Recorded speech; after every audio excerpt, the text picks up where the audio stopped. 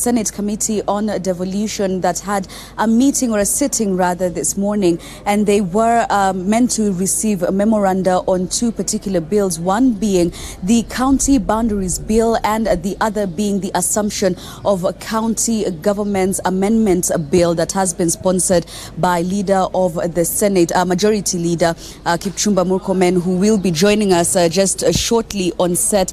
And this is coming especially in the wake of the fact that there is a lacuna in the law on the assumption of office of a deputy governor in the instances of resignation and death. And you will remember, Freddie, that following the resignation of the Nairobi Deputy Governor Polycarp Igathe and the unfortunate circumstances that have faced Nyeri County, these two particular counties do not have deputy governors in place. And this particular bill seeks to right those wrongs with the lacuna in the law. Joining me now on set is Kipchumba Murkomen. Thank you very much for joining us on Citizen Television. Just take us through what exactly this bill you are proposing holds.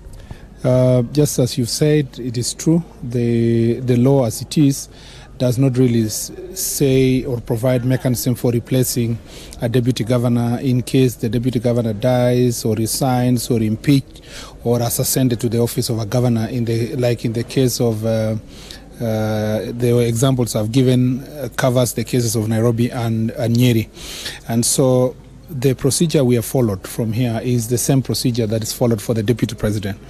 The Constitution provides that when the deputy president resigns, dies, or impeached or removed from office in whatever ways, or ascends to the position of the presidency for whatever reasons, that the president will nominate another person for deputy president, and then National Assembly will approve that nomination. That is the same clause that I borrowed from because, you know, the Constitution is supposed to be, one clause of the Constitution is supposed to be supportive of other clauses of the Constitution.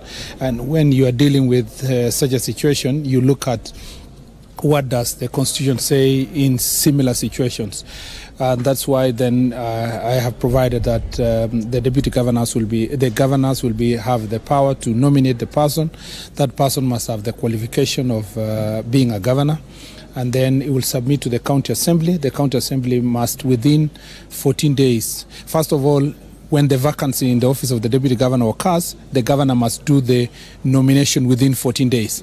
And then when the 14 days, within that, after those 14 days, once he has done the nomination within the 14 days, the county assembly must approve or reject within 14 days.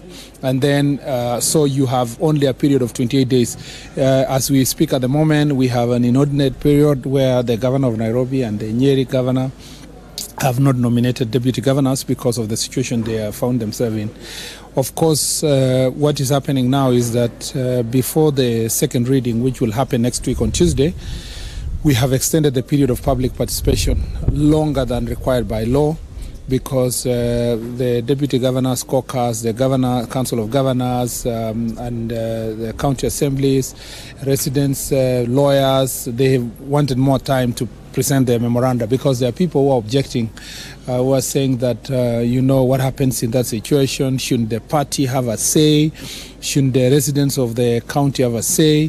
What happens if the person who is nominated to be a deputy governor becomes a deputy governor and there is a vacancy in the office of a governor?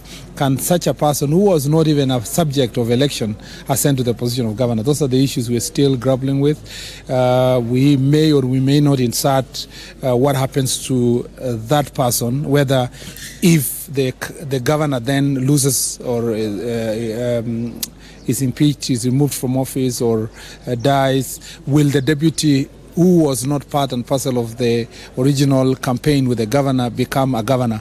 That one is a more difficult question to deal with, and we're still waiting for views of the public on that issue. We may or may not insert it in the law.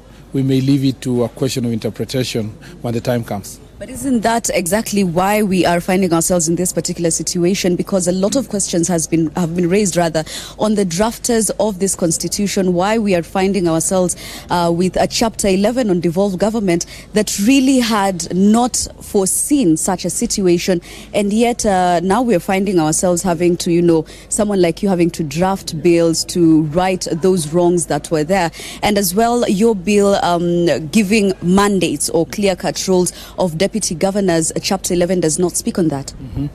By the way, the original intention was to give them specific responsibilities. But having seen how the presidency and the deputy works, I think many governors, even deputy governors, have said we don't want to be categorized as having to perform certain specific functions. So we dropped that part of the amendment so that deputy governors become the principal deputies to their governor and therefore performs all the functions of a governor when the governor is not in office. And it becomes now a question of relationship between the governor and the deputy.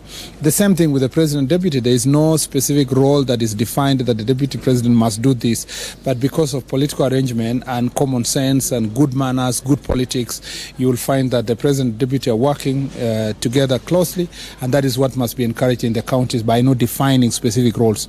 But it's not true to say that the constitution never contemplated such a situation. It did, and that's why in Article 200 it opened the doors for Parliament to put in place legislation to cover all the areas that are not really covered in the Constitution, because the Constitution cannot be too prescriptive on everything. Of course, that for deputy governor looks a bit more serious. It should have been included there, just the way of the deputy president. But there is a window in Article 200 that Parliament shall pass legislation. That's what we are doing. Parliament did look at devolution laws, which as a member of the task force on devolved government before I was elected to be a senator, and we drafted County Government Act and Intergovernmental Relations Act and all those laws. The only thing is that in the task force that time we never foresaw that particular clause, and that's why I'm following through to ensure that we have that loophole sealed. Yeah. Indeed, Fred Ndimuli, that is Kipchumba Murkomen, the leader of majority in the Senate. As he says, it is a work in progress, and as it is expected, this bill will come up for second reading. As at now, the public continues to be invited to submit memoranda on the same, but we will also be looking into the county boundaries bill, Freddie, and we'll be breaking down the details for you in our subsequent bulletins right here from Parliament. Thank you, Jackie. Jackie Maribe there live from Parliament Buildings, where